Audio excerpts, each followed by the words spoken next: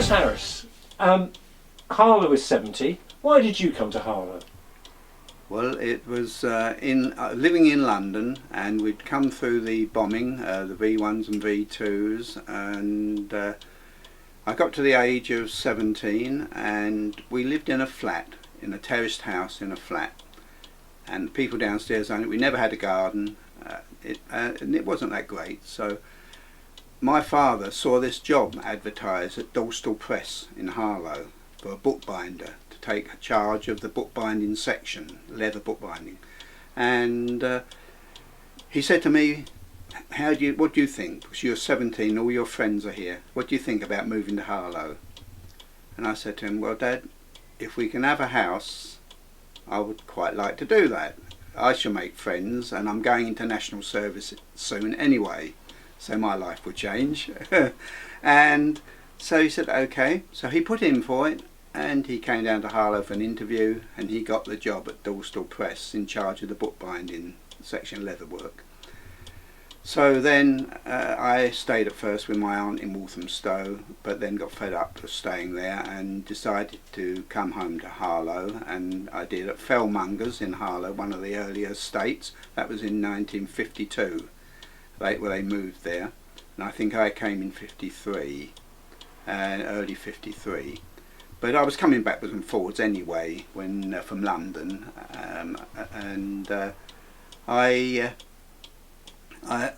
went into national service then in 53, just the time when the Queen came on the throne. And so I did my 2 years in the RAF, national service. Then when I came out, I was at home again with the parents, and then Markhall School wasn't there. When I looked out of my bedroom window, I looked straight across the fields to haystacks and things where Markhall School now sits, and so I had been working in the post office before I went in the Air Force, and they wouldn't give me a transfer to Harlow unless I could find someone to exchange with me. So then I went to Standard Telephones and Cables, that had a lot of companies in Harlow in those days, and I went to the Crystal division and got a job there, working in the Crystal section on the inspection department. And then I'd met my wife. I didn't know any friends in Harlow. My father said the young man at Harlow in his company was playing at Harlow Town, and in the Air Force I'd played with some good footballers, semi-professionals and so forth. And also I'd played in the band in the Air Force, because I also played in brass bands, and I learnt that when I was young through a mishap with the police. So I had to join a boys' club. I joined the Boys' Brigade. They had a brass band in London, and they taught me to play. So that was quite good, and I played in the Air Force, had a nice life in the Air Force for 2 years, playing in the band, playing football. So when I came out, my father said, this young man's at Harlow Town, and he said, why don't you go down there and see if you can get in there? Down in Old Harlow, next to the Green Man, where the flats are now. So I went down there and I got into Harlow Town. We were playing the London League then, and I made the first team a couple of times, but mainly in the reserves at fullback. And then I decided, I met my wife when I came to Harlow, and then we got married in 58, and I thought, I want to get out of this factory times, 7:30 starts to whatever in the evening, 6 o'clock overtime, and I saw these men in the sales side coming in at 8:30 and so forth, and I thought, that's what I want to do. So I then decided that I was going to go to Harlow Technical College, and the Harlow Technical College had got going then, and so I went into, I didn't know what to do, so I thought I'll go into engineering. I was in, by this time I decided that I'd like to do the engineering side rather than the electrical side. So I went to Harlow Tech, and I did my ONC. When I got my ONC in engineering, it was 3 nights a week, 2 hours each night for 3 nights a week, married, and I then had started to have a family. My son had come along then, and So it was hard work, but when I got to ONC, the company said to me, would you like to go in the drawing office? And so I went into the drawing office. So then I had a later start, my 8:30 start rather than 7:30. So that was a bonus.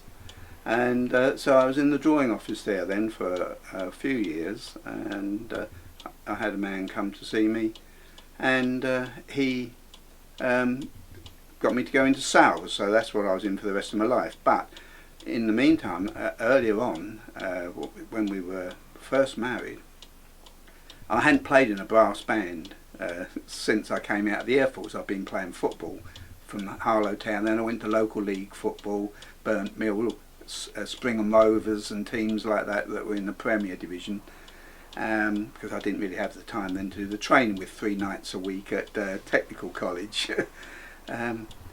But then Harlow Brass Band were advertising that they wanted players. This man, Mr. Crossley, had come down from up north, and his idea was to bring a lot of these coal miners that were coming out of the mines down to Harlow and have an all-star band. So he'd got Harlow Council, or Corporation then, to give him money for instruments, but it didn't quite work out right, I don't think, and these guys, he was going to get them houses and jobs in Harlow, because that was the situation then. If you came to Harlow for a job, you got a house with it, and most of the accommodation in Harlow was rented properties then, not sold, and that's how I think it should have stayed, personally. But he said, he advertised in the paper they wanted brass players. Well, my wife had heard me, and I always listened to them on the radio, brass bands and so forth, but she never heard me play. She saw this advertisement, she said, why don't you take up your playing again, you see? So I said, okay. So I got in touch with this Mr. Crossley, went along, and we started the original first Harlow Brass Band, and I think I was assistant secretary, and Mr. Wells, the bank manager in Old Harlow, he was the treasurer, and the councillors were involved. I have got more information if you want to see it, but yeah, so that's how the Harlow Band started, and that was 1960ish, around about 1960, and it went up and down like a yo-yo for a couple of years or so. Players came, and then we lost Mr. Crossley. He went, and another guy took her. It went up and down. We lost players, and in the end it folded up, and the council took back all the instruments again. And at that time, because we had some jobs to do around Harlow, Epping Band used to come and help us, and so when it folded they said, why don't you come and join us? So I went and joined Epping, and I've been playing ever since, and I played with Epping for many years, was chairman of the band. As I say, we formed the town twinning at Epping, and then in about 85 I stopped playing for a while. We built a band building in Epping when I was chairman of the band, and then we decided, I decided to have a rest from it after we built the band building. It was a lot of work, a lot of time spent on it, and I decided to have a rest. And then Harlow Band said, oh, I went to the Salvation Army. I helped them out for a little while, playing at the Salvation Army in Harlow.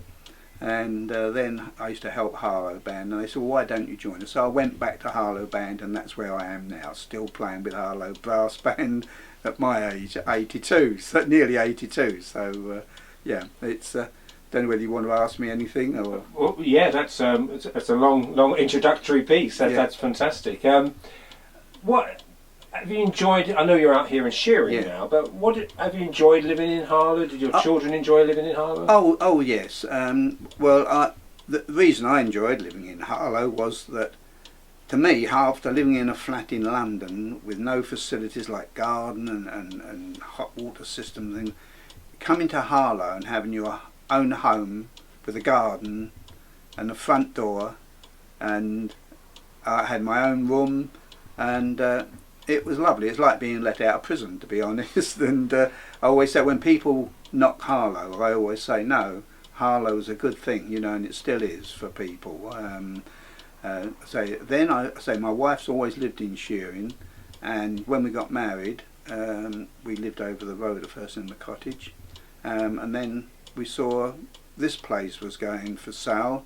It was small then, two up, two down. I've done a lot of work on it, lots of large building projects, and my children went to school in Harlow, Mark Hall.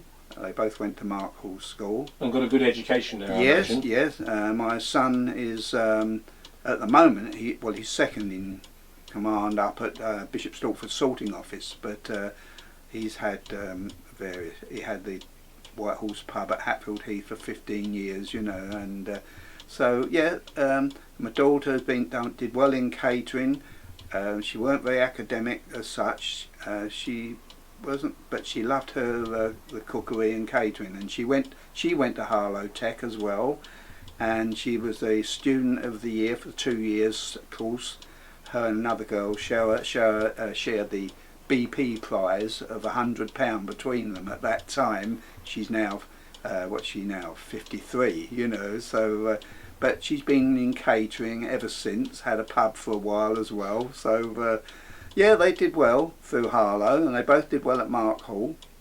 And your world, living here, is very much, you mentioned playing football, you mentioned the brass bands, and time hasn't stood still for you. You've got, using your cookery club there, is that you've got involved, and I guess it's the more you put in, the more you get out. Well, that's right, yeah.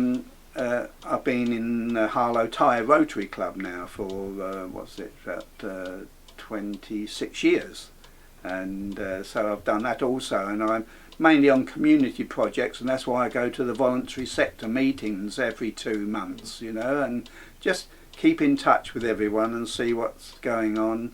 Very involved with Shearing Church, but originally we were very involved with the Baptist Church in Old Harlow. My son and daughter went there. He was in the Boys Brigade there, following in Father's footsteps as I started in the Boys Brigade in London, and my daughter was in the Girls' Life Brigade. And it was amazing when she was younger. We couldn't go out on a Sunday unless she went to her Bible class first in the Baptist Church, So in many ways, faith has been very important to you as well. Yes. And the spiritual community that a church will bring. That's right, yes. Yeah, my wife's very involved. In fact, now at the moment, she's selling tickets for their local church quiz, actually, which is in a couple of weeks' time, But yeah, I'm mainly on community projects in the Rotary Club. Next Friday I've organised a Marie Curie collection at Tesco's at Church Langley. Got fellows doing that throughout the day. And I also started in 2003 Know Your Blood Pressure Day as well in the town centre, and that was very rewarding. 3 years ago I did it. We lost the facility in the Harvey Centre, and I got the lady who's the manager of the library to let us do the measuring of people's pressure in the library, but we had to stand outside asking people whether they would like to take part and have it done. And I had a man come up to me and he said, "I'd like to thank you fellas for what you do." He said, "Because 3 years ago I was tested in the Harvey Centre when you were doing it in there. I was sky high. I went to see my doctor on the Monday, and I've been on medication ever since, but I'm still here thanks to you lot." Wow, that's a great thing. So, now, I guess we're talking about Harlow, yes. We're here in Shearing, Yes. etc. And I guess here we are in 2017. But and we're talking about the past. We're here in the present. But of the future, do you worry about what Shearing will look like if I come back in 2022, or indeed 2047? I do have concerns. Although it's the community here is growing quite quickly around Shearing. There's not too many, excuse me, not too many people. Not too many people come to the church, and younger people. We've got two young families, but you don't get many of the younger people coming to the church or bringing their young ones to the church, where I think we did more so in the past, But I mean, when I was younger though, and busy working on this place, we didn't go to church much ourselves, so that might be the case. A lot of them now have long hours to work, and they're young families, so I think that may be the case. And perhaps later, when people get a little older, they can then perhaps get involved more with religion. Yeah. But you look back, and you're a very fit and able 82-year-old man. But you look back on these years in Harlow and the surrounding areas, and you look back with fond memories and respect for the town. As well. Oh yes, I think so. Yes, I mean the industrial areas changed a hell of a lot. There used to be a lot of electronics industry around Harlow with the standard telephones and cables. Had many factories: the rectifier factory, the crystal factory, magnetic materials, and then like the company my wife. It was an amazing thing for people like my wife who. Young people who lived here in Shearing, the only jobs they would get really was probably doing housework for people with the bigger homes, working in the shops or working on the fields when the produce was being grown on the fields, you know. And so when Harlow came, it was a great opportunity, and a number of the girls of her age, I mean my wife's coming up 80 now, girls of her age, they would travel to Harlow and work, and my wife, and I think if she'd had the opportunity perhaps to have an education, would probably a good education, would have done very well. She did anyway. She went to Harlow to Corey's, and she was only 19 at the time, and that's when I met her. And they put her in, this company moved from Islington, London to Harlow, and they were just making all these stencil things for Gestetner, the printing company.